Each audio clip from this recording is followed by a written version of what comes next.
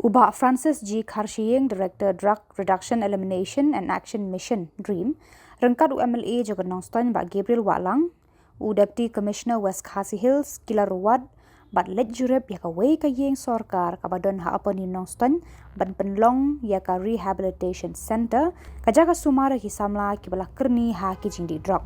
Ka Khuborjylla kalaya trei bat kabalang Presbyterian ban wanra ya ka project ka batmu ban rat dengkong ya drug na West Khasi Hills, bat ban sumara ki Samla ki balangat ha ki tersim jong uniu jingdi besyurkai.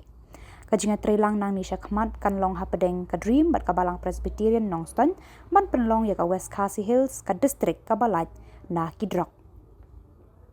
Hakane kajing jurep yeng lasenran lang de Khubor district social welfare officer, district agriculture officer ki dekot jong ka urban mission New Nongstoin Presbyterian Church bat kinong ya lam shnong. Hakani kasngi uba Gabriel Walang ula ai kajing ro ya kajing tre shitom jong ka urban mission bat ka dream halor kani ka rukam perkhat bantai ya kajaka sumar ka badon kamtam na ka benta ki Samla ki balangop ha udrok. Ulaong kajing tre lang kalong ka badon kam banyale persya ya udrok.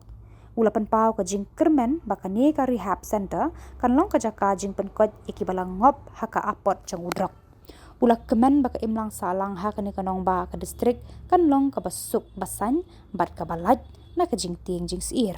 Ula kular ban kersan teng ya kani ka project badon burong.